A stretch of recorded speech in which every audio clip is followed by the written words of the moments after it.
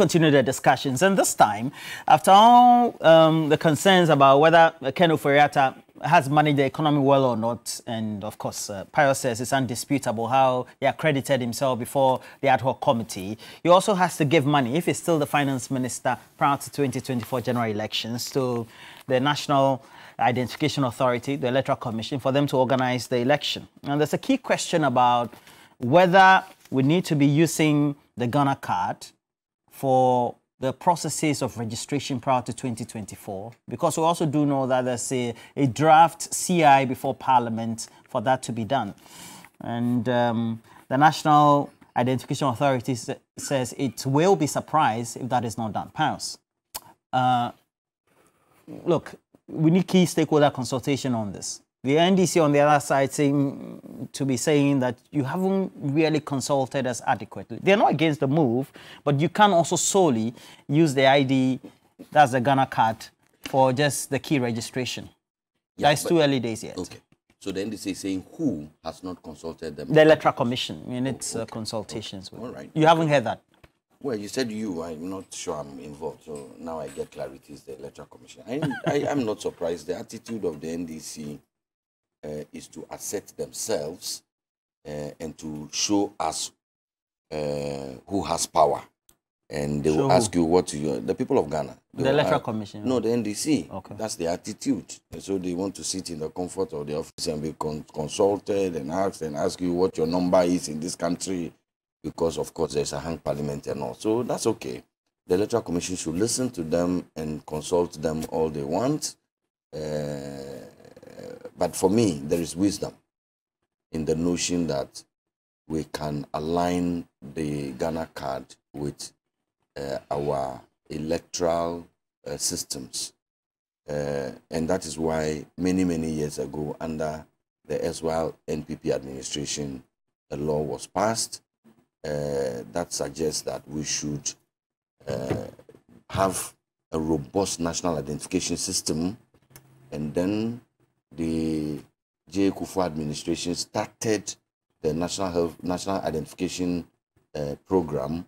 The NDC came, and for 8 years, not one Ghanaian got a national ID card. And that the 8 years, then that the Professor Mills John Mahama NDC administration was in charge of this country, not one Ghanaian got the Ghana card. Now, fast forward, an MPP government comes again.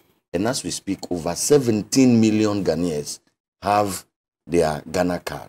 And these 17 million Ghanaians have been able to align their cards with, for instance, our bank accounts. They have aligned our cards with, for instance, our SIM registration, and so on and so forth. And for me, there can always be value, and there is value in the notion that we should align the Ghana card with the electoral system. I think that it would deal with a lot of the fraud associated with our electoral roll, compilation of our electoral roll. It would deal with issues of double registration, for instance, and so on. So for me, I don't see any problem at all with aligning the Ghana card. If we have aligned our Ghana card with our phones, our numbers, if we have aligned our Ghana card with our bank accounts and so on, why can we not align it with the Electoral Commission, especially when already there is existing legislation to that effect already? So for me, I don't have any problems. But of course, they always say that the devil is in the details. And so if there are specific arrangements that stakeholders, including the NDC, are not comfortable with, why? Of course, let's have conversations around this matter. We all seek to, what we seek, where I come from, the NPP, what we are interested in doing is improving and developing upon our elections mechanisms. And that is why when we had the opaque ballot boxes, the NPP argued and got transparent ballot boxes. When we had the black and white. So you're just speaking to how possible it is. I mean, I think it's possible. It's doable. We have done with other things. But there are concerns that have been raised. But that's what I'm saying. That but even with recent events, for example, with the ongoing SIM registration, for which the minister, our own Minister of Communication, is threatening to shut down all SIMs by close of this month. We just know that the processes of getting people hooked onto the national ID system is with a certain pace, for which, even though it's possible, it has to be used alongside either other identification modes or platforms so that nobody feels exempted or excluded from the democratic process. Well, I think that's the key argument. Well, for me, I'm saying that those arguments are well placed and they can be interrogated. Okay. But I do also because you seem to be premising your argument on just solely using the Ghana card. No, but I'm saying that there has to be a cut-off point. Bernard, we cannot go. My name is Roland. You keep calling me Bernard. Sorry, Roland. It's very offensive. No, sorry. Forgive me, Roland. Mr. Roland Walker, my brother and friend. Forgive me. I'm saying that we have to cut this at a point. So we can have an arrangement that, okay, we will do this for this number of months, this number of years, this number of days. Those details can always be ironed out. But the question is, Roland, is there value in the proposition that we should align our Ghana card with the electoral roll? But soul. Yes, the soul. Is that value in that motion? I said, yes, there is. Because why? We have to deal, you and I know the challenges we have with other forms of Ghanaian identification. We know that. Getting other Ghanaian sources of Ghanaian identification is not as robust and as difficult as it is getting Ghana card. Of course, there may have been 1 or 2 slippages, but the Ghana card system is more robust and we can be more trusted than other sources. And so we must make progress. Like with the chip, the minister says by end of month. The point is that are there avenues, are there opportunities for people to get their Ghana cards? The answer is yes. If there is not, yes, there is. And looking at the processes so far that have been That's why the 17 million I reported to you, over 17 million people have their Ghana card.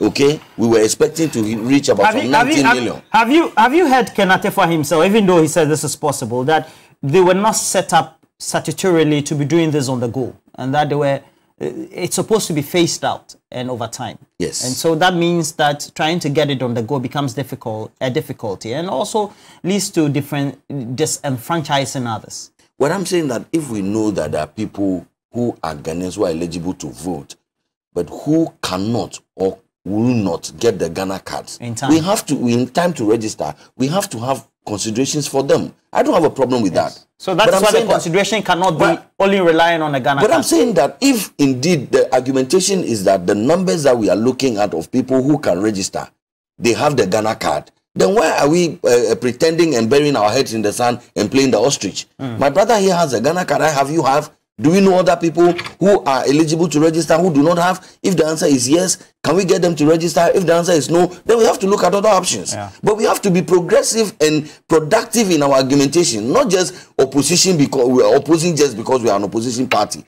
We have to be productive and progressive. Is that how you describe the position of the NDC? No. I'm not talking with relation to the NDC. Okay. I'm making a general observation. If so that's your general observation. Well, if that is your view, it's not mine. I'm making a general observation. Okay. But I just asked a question. Well, but you are a good observer. So okay.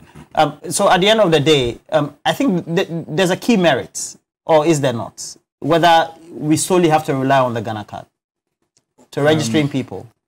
Roland, again, you see, sometimes I agree with the notion that we tend to listen to each other so we can respond, instead of listening to each other so we can understand each other. Because clearly, I have listened to Pius not to respond to him, but to understand him.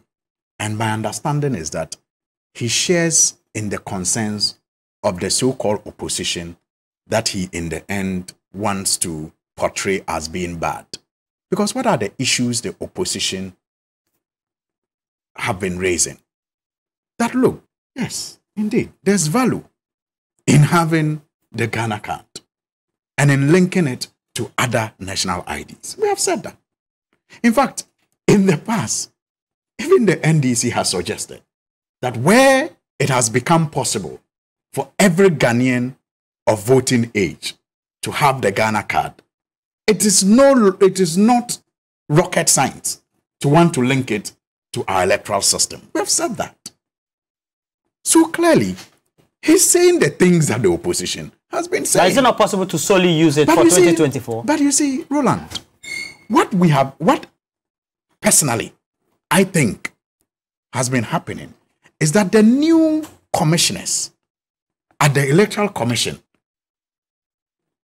and with all due respect, if they are not watched critically, they will put our democracy at risk. How? Roland, this sometimes you may even mean well in the things you want to introduce or do, but the way you go about it can raise opposition that is needless to it. And this fixation on getting the Ghana card to be the only card to be used for voting did not start today. In fact, it started even before the 2020 general elections when these new officers were in charge. In fact, maybe many people didn't pay attention. But the friction and conflict between NIA and Electoral Commission began before 2020. Because the Electoral Commission had expected the NIA to have done their work to a certain point so that the new commissioners could use it as basis to argue for that to be the reason for the preparation of a new voter ID card. But unfortunately, when I listened to them and I read the commissioners' engagement, public engagement, they were disappointed in the NIA and in the work that the NIA did. And because of that, they were compelled to still call for a new register to be done before the 2020 elections. And the NIA at the time also was offended by the references that the Electoral Commission officers made to them. And that is when they came out strongly to argue that they were not built to do this registration in line with the Electoral Commission, and that they were built to face it. Do you understand? Now, the Electoral Commission, after being disappointed by the NIA, still went ahead to do a new register under all the circumstances that, we did the new register, which could have been avoided, the cost and everything. They did the new register. Now, you have done a new register. The NIA is going about its mandate, registering Ghanaians the way they should register them. Now, you are seeking to, again, stampede the NIA to cover everybody within a specific time, so you can use that again as basis to compile another register. And that is what some of us in opposition are saying. What is this fixation with the Ghana card and voting? Why not? It is valuable, yes, but we are saying that if you have a system that ain't broken, why fix it?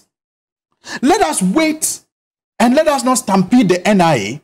Let us support them to roll out their registration as much as possible and get every Ghanaian covered. Until then, allow the existing system of registering voters to continue. You can introduce the Ghana card, but complement it, especially when the issuers of the Ghana card have told you that they have not covered the entire nation. They have not covered the entire citizens. Well, currently. Why are you so fixated on ensuring that whether the NIA, covers as many people as they should or not, you are determined to do a voter card based on that? Well, currently. What is your motive? And that's why I'm saying that you may mean well, but the way you go about it can raise opposition that may be needless. They are in the process of signing an MOU with, or either have signed with the Electoral Commission to have the system integrated with the voter registration system of the Electoral Commission. Yeah. So the National Identification Authority will have no problem if its systems are used. And indeed, they've been saying that over time, even prior to 2020, that it can be used. They will have no jurisdiction and decision-making on whether it's used solely or not solely. So then the responsibility will be when it is solely stated in a draft CI that will come before you as parliamentarians. What will be your position? Exactly. I mean, we have made the point that listening to, in fact, we have invited the NIA a couple of times to Parliament. We have engaged them a number of times. We know what their problems are. Roland, are you aware that since June, the NIA has not been able to print any new cards in many of their centers because they do not have blank cards? Yet people have gone, their data have been captured, but they don't have the cards. And it is nationwide. And we know their problems. We know their problems. So we are saying that. I know somebody who got his Ghana card. That's why I said many of their centers. Many of their centers. They may have some at maybe the headquarters or something, but I know many of their centers from June, they have not printed any card for people because of the shortage of blank cards. Are they looking at a new register? That's what continuous registration. That is good. That is it's where for the continuous registration. No, but you see, once you put in a CI, that you are only eligible to be captured as a voter when you have a Ghana card. Remember the issue that you went to court with? Yes. National Health Insurance. Yes. It becomes Abu Ramadan case. Yes. It becomes relevant by us.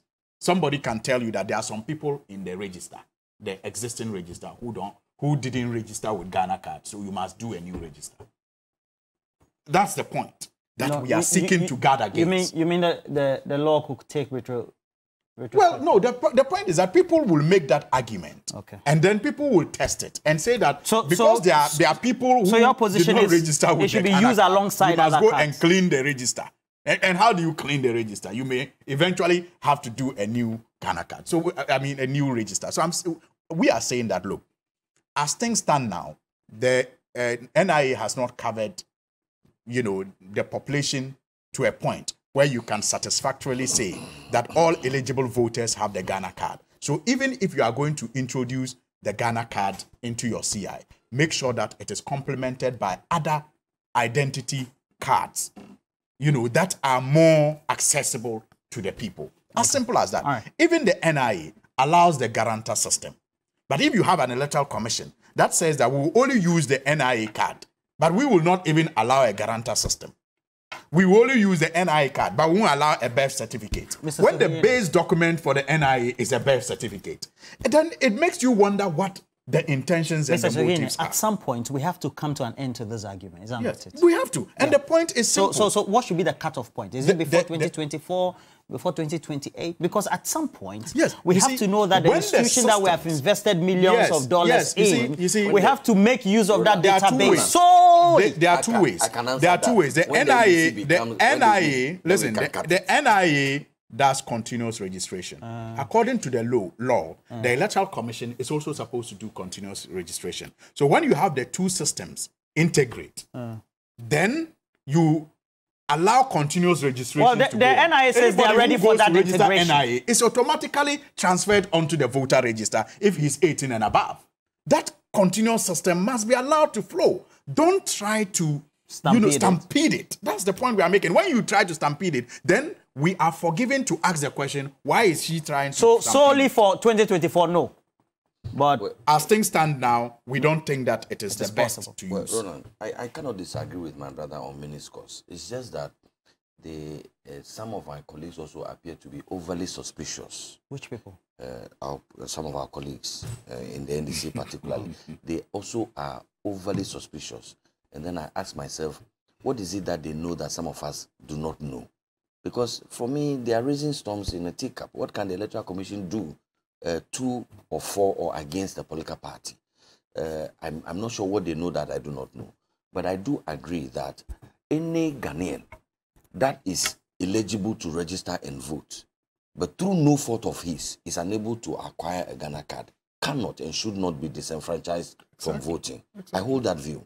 But I also agree with you that if there are enough opportunities for any Ghanaians to obtain the Ghana card and for that matter register, and then they fail to register and take advantage of that, that cannot be turned around as an excuse to frustrate the system, because we have to make progress. Yeah, but for voting, it's not like you don't disenfranchise people because you claim that their efforts were made. But voting is also not by force. Yes. So if somebody decides that I won't go through the processes to but is it register, not also true so that the Electoral Commission should be mindful of the fact that the registration portal and then the institution that has oversight responsibility, that's the NIA, has been fraught with problems in registering people.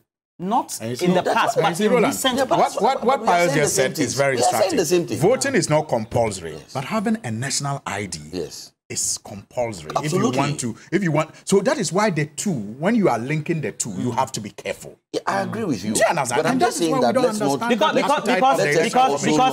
all of us here agree that we cannot end this debate. But we also know that we have to end a debate at some point in time because we have a database that we need to use. Yes. But we also know that there are people who are encountering problems getting access to their cards. But we also know Is it not also true that we could have people who are even 80 years and above who may not have participated in the past election? Yes. Who also need to be registered fresh. Yes. And there could be key problems that will come up. No, Roland, I agree with you, and I agree with my And brother. 2024 is not far away. I'm saying that. It's just like how many...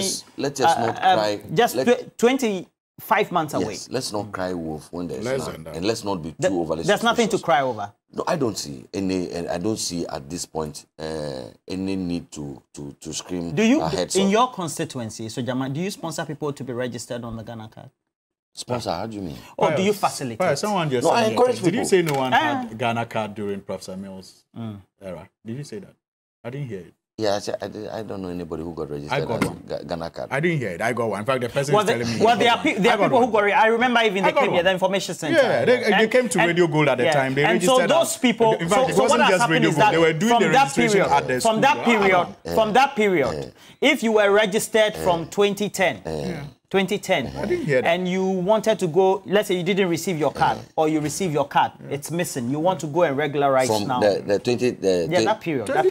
That period. If your information is on the database, you cannot re-register. Okay. They'll take that information from. So about how many people registered? I don't remember, but You're it was all over. I have my card. It was all over. I have my card. My wife has her card. But that time we did it, we're not even. All right. Anyway, Roland, it's okay. I won't get into that. I just have one plea to make, and I want to use your large platform to appeal to my uncle, the roadmaster. There's no doubt that the Honorable Kwesi Amoakwata is the roadmaster. If you check the roads he has built, the bridges, and then the interchanges, don't you know his office? However, you want to ridicule him this morning. However, you want to ridicule him this morning. Don't you know his office? Oh, please, let him. Don't you know his office? No, doesn't he know his So the roadmaster where? He's my uncle, so I'm not going to sit here and allow you to ridicule him on air. Go to his office. If you call him the roadmaster, then go to his office. I give you. So go to his office. I am making an appeal. Don't put him on air as if he has not done something. I'm saying that he has done so well. He's making an appeal. No, he should go to his office. All right, so and engage you. On behalf of Go the to good his people office and of engage you. I'm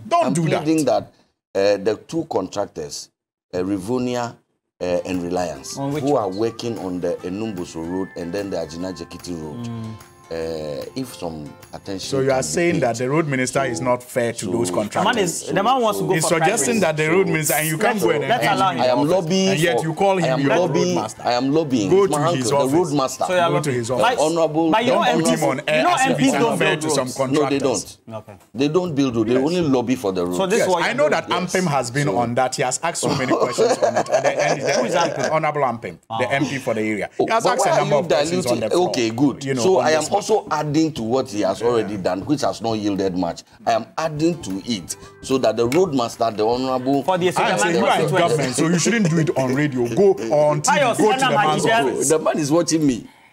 Go to his office. Give him respect. Is a chief executive for the National Youth Authority, a former deputy minister for information. And thank you for joining me, Pius. And then also Alhassan Suhiyini is a member of parliament for Tamale North and also advocating for roads in his constituency. You have some roads? Oh, yes. Oh, you won't go to the office? You are to your advocate. No, that's why I'm not staying in here, because I've engaged him a number of times. You said yes. I've engaged him. You said yes. You say yes. I've engaged Please. Let me end this. Let me end this well. So just in case you're sending out messages, make sure you add the hashtag TV3Newday across all our socials. So go search for TV3 Ghana as well. Now, business news today. Is going to have three business. That's our team right here at Media General, starting with a preview of the 2023 budget and a big question about whether it's the finance minister who will be reading that budget or not. He says that he doesn't find, he will be surprised if he's not the one asked to present the budget. And now 5 weeks of treasury bills under subscription broken. So they'll tell you more as you need to know. They also bring you updates on the performance of the CD as you join the three business team at midday and subsequently all the days and then all the days that we have as well. So we have to say good morning to Quincel of the Adenta constituency.